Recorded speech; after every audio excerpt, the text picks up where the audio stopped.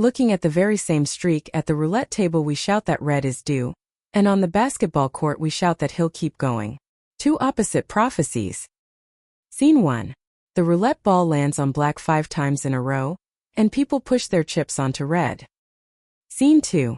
3 shots drop in a row and the crowd erupts. He's on fire. Both look at the same streak, yet they reach opposite conclusions. So at least one of them has to be wrong. The first hunch got the name the gambler's fallacy, and has sat stuffed in textbooks for over 100 years. The second hunch got locked up in 1985 as the hot hand fallacy, then had its name cleared in 2018. The ones who were fooled turned out to be the scholars. Let's follow these two illusions all the way down. Our only tools: coin flips, counting, and simulation. First, the gambler's fallacy. Its legendary stage is Monte Carlo, 1913. That night, at one roulette wheel, the ball started landing on black. And it didn't stop. Around the 15th spin, people started piling money on red. The logic seemed crystal clear. Every time black came up, they doubled their bets. Because surely red was finally due. Black came up 26 times in a row. The casino, as the story goes, raked in millions of francs that night.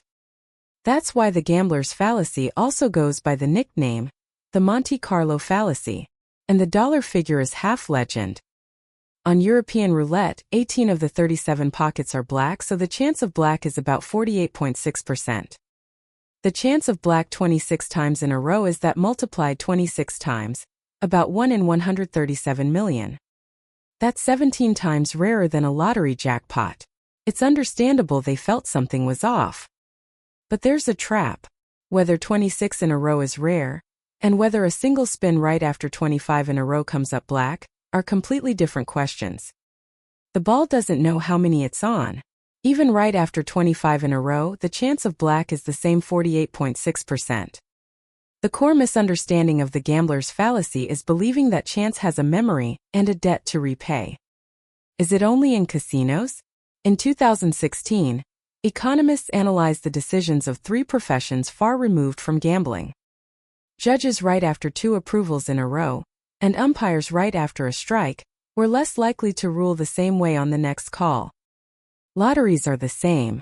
A number that just one gets avoided for a while, even though the odds are identical every week. Why does everyone fall into the same trap?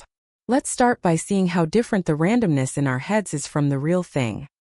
Ask people to write down 100 coin flips so they look random, and they switch sides far too eagerly. Of these 2 colored strips, one is a real coin, the other a human-made fake. Which one is real? The answer is B. Not the evenly mixed A, but B, the one with 8 reds in a row, is the real coin. A lot of you probably got it wrong. The randomness in our heads looks like a tossed salad, but real randomness clumps together and makes streaks. If you flip a real coin 100 times, repeat it 100,000 times, and record the longest streak each time, the average is about 7, and the most common value is 6. Here's the decisive number. With 100 coin flips, a streak of 6 or more shows up 81% of the time. Streaks are the default. Flip it around, and the chance that the longest streak stops at 4 or fewer, like in it, is only 2.9%. Being too evenly mixed is the suspicious signal. Why does our intuition miss? One root is that we evolved as pattern hunters. The other root has a name. Tversky and Kahneman gave it in 1971. The law of small numbers. The 50-50 balance only emerges after a great many flips, yet people demand it hold even in short stretches. 2 illusions are born from this misfiring intuition. Insist on the opposite and you get the gambler's fallacy. Insist it's a streak and you get the hot hand. An objection remains. Shouldn't the side that's behind have to catch up? Let's interrogate the coin directly. We flip a coin 10 million times, then gather only the flips that come right after K heads in a row and count the share that are heads. If the gambler's fallacy were right, then as K grows this share should drop sharply below 50%. Our special guest is a run where the first 10 flips are all heads. If the gambler's intuition held, a flood of tail debt should be on its way. On the left is the report card. No matter how long the streak before it, the share of heads on the next flip is 50%, as if measured with a ruler. The coin never once consulted its prior record. There's no moment when something is due. Strange, isn't it? The coin pays no debt, yet flip it enough and the share heads toward 50. So how does the law of large numbers actually do its work? Starting at 100%, it swings all the way down to 57 within just 100 tosses. This is the turbulent stretch where the gambler's intuition grows. But by toss 2000 it settles at 49.5%. Did it repay the debt? Count the tallies and it's the exact opposite. The tally gap actually widened to plus 29.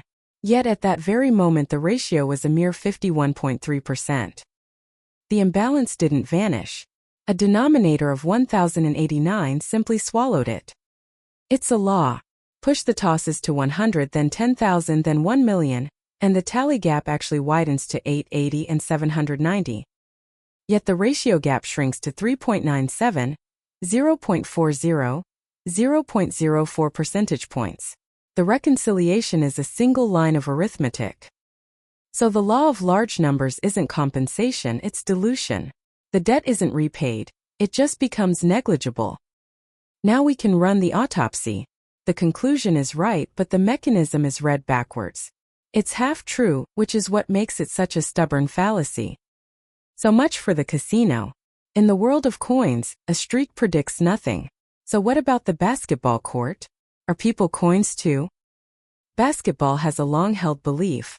A player who sinks shot after shot gets a hot hand. Purvis Short described it this way.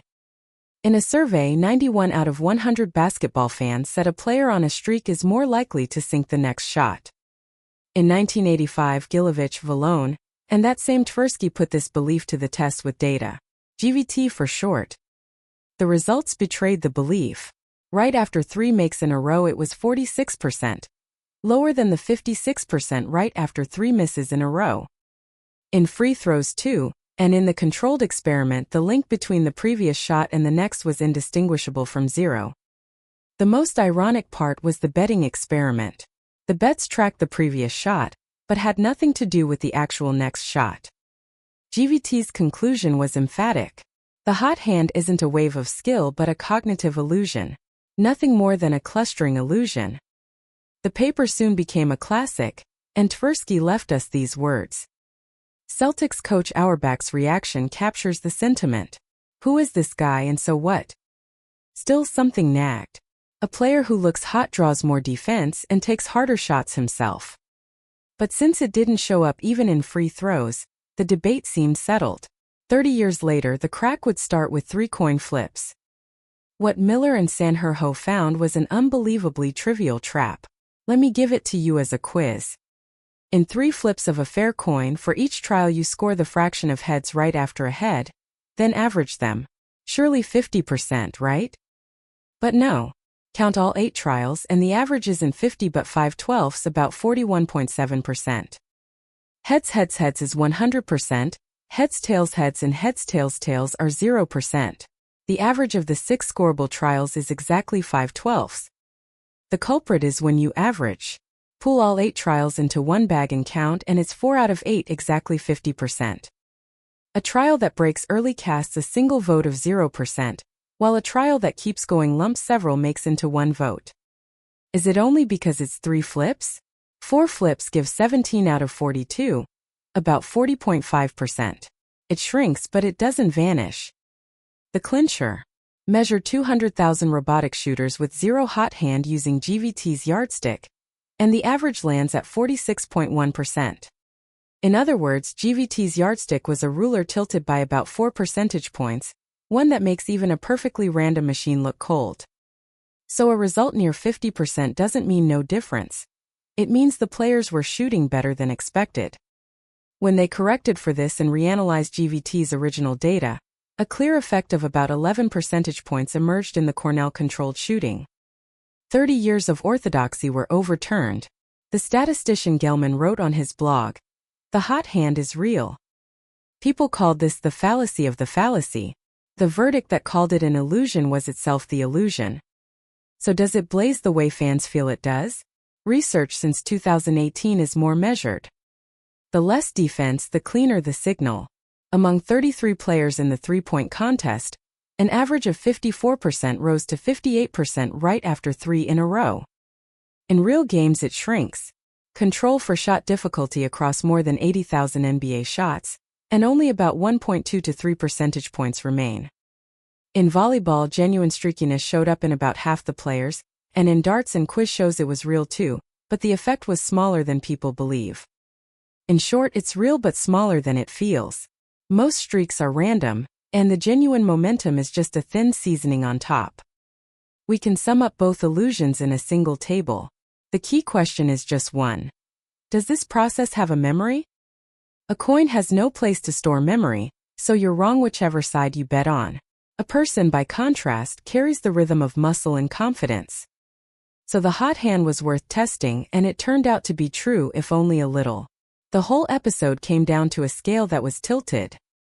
And by the way, having a memory doesn't mean the streak keeps going. Much of a hot day was just luck to begin with. Let's go back to the 2 opening scenes. Same streak, opposite predictions. Now we can finally keep score. First, randomness is full of streaks. In 100 flips, a run of 6 shows up 81% of the time, and that by itself predicts nothing. Second, a coin doesn't pay off its debts. Settling toward 50-50 isn't compensation, it's dilution. So they were wrong. Third, a person is not a coin. The hot hand was branded an illusion by a tilted scale, and once corrected, it was real, about the size of a candle flame. So when you meet a streak, ask just one thing before you predict. Who owns this streak, a coin or a person? If a coin owns it, a lottery draw, a roulette will, it's just a smudge of randomness. Nothing is due to break, and no streak will carry on. If a person owns it, a real streak can exist. But most of it is still a smudge, and the genuine streak is a thin candle flame. The 2 illusions share one root: the habit of forcing the long-run average onto a short stretch. Lay people and scholars alike stumbled there. A coin doesn't pay off its debts, and a person is not a coin. If you enjoyed today's journey, support us with a like and a subscribe. See you at ELLSLAB for the next Odyssey.